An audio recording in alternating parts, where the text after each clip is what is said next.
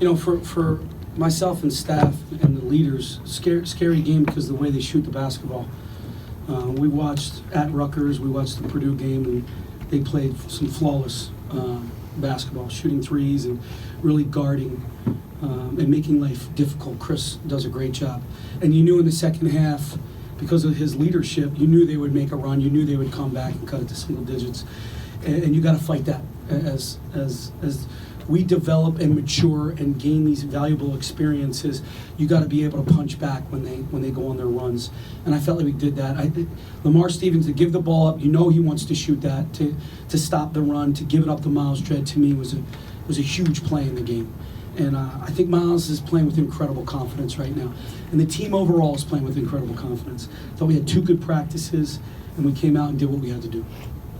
Pat, for everything that you've accomplished. Nice haircut, Mark. Thank you, I appreciate it. For everything that you guys have accomplished, is the next step kind of learning how to put a game away a little bit earlier? I know that's, nitpicking, yeah. But you've been in this position multiple times. To your credit, you do put it away ultimately, but you get those little stretches where they're able to kind of draw it back in. Yeah, I'll say 2 things. First, we're in the Big Ten. Teams are not going to roll over in the Big Ten. Coaches are not going to allow their teams to roll over in the Big Ten. I've been in that situation my first few years or more plus. I've been in that situation. Leaders don't let their teams, quit, stop playing, and that's what he did. Second is, I would agree we need to finish, right? To be as good a team as we can be. That's why I always say we can be better. That's what excites me. It's scary that this team can continue to develop and grow and get better. Because we do need to start trying, at least attempting to put teams away. You mentioned Miles playing with some confidence. How important has his kind of resurgence as a reliable catch-and-shoot guy been with Myron's absence the last few games, and how valuable is that to have him kind of playing with confidence when you do eventually get Myron back to have both of them on the floor together? Yeah, I'll start with, I know you want to talk about the threes, but I'm going to start with his defense. Because having him in there, we're bigger, we're stronger. There's a lot of communication out there because he knows exactly what we do. In that regard, our defense has gotten even better. It was solid with MJ, now it's even better with Miles right now. And the fact that we were able to tell him, hey, we're going to bring off the bench, and he was, good about it.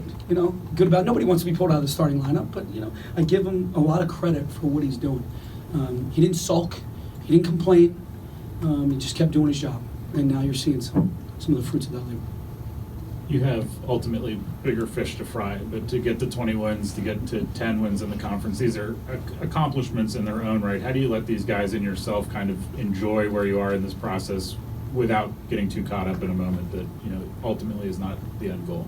Yeah, we've been talking about moments since the beginning of the season, and here's another moment for us.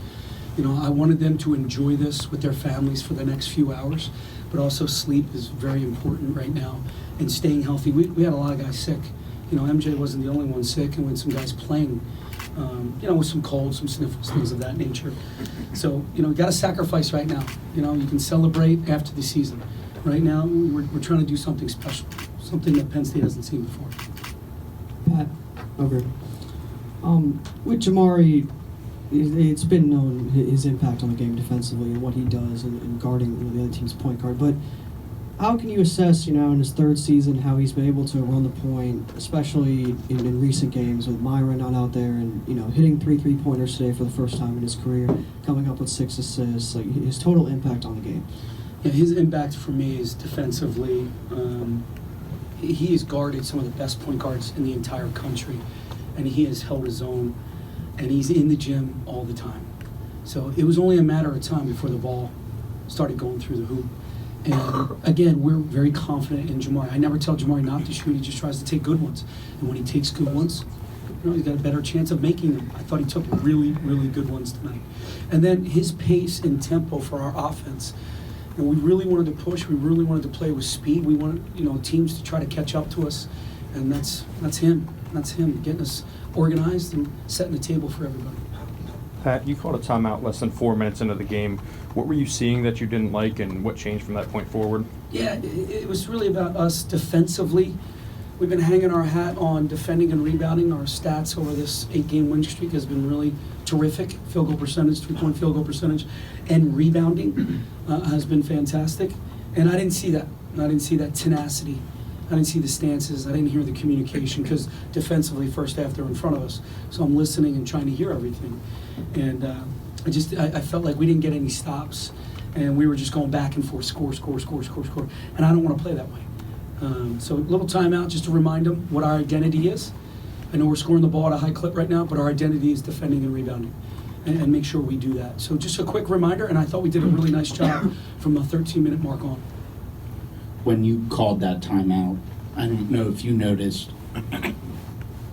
that your team brought each other together for a conference before you brought them together. Do you also get the sense, as they're maturing, that they sort of expect what's going to be coming, and they find the significance in the game of when they need to turn things up or get focused? Yeah, it's a great point. I mean, Lamar really took the huddle. When Lamar got after him, he just said, we're not playing Penn State basketball, we're not defending, we're not rebounding, we're not talking. And I just reinforced one or two things, but it was really Lamar. He knew why I called the timeout. He grabbed him before I even got into the huddle. So that's a great sign of leadership and what these guys want to do. And they're connected. I think for Lamar to be able to teach at that moment and really motivate his teammates, you know, that takes egoless, that takes connection, that takes love, that takes trust. Some guys might want to bark back, but not this team. It seemed like earlier in the year guys develop, obviously, but Seth might not have been as big of a part of the equation earlier in the season with MJ out and how he's kind of gone into the role even before that. How would you kind of evaluate just how he's developed, you know, over the course of the last month or so? Yeah, he continues to get better. Obviously, it wasn't his best day minute-wise, shooting-wise, but he continues to get better. And I said that to you the last time we talked.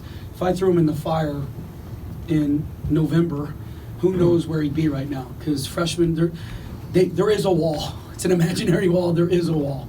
Mentally and physically, you know, you can hit that wall. And right now he continues to show up and get better. Do you have any timetable for when MJ will be back? And, you know, when he does come back, do you expect his workload to be the same as it always is, or are you going to ease him back into No, things? I think we need to ease him back, but it's day to day. We keep talking to the docs, we keep talking to Saz, our trainer, and just keep evaluating. And I think you guys know me well enough by now. I'm never going to put a player in a situation where he's going to foul or continue to get sick or not get better. We would never do that. Penn State wouldn't want that either, and I don't want that. Thank you. Any other questions for Doug? There, we're done. Perfect. Thanks.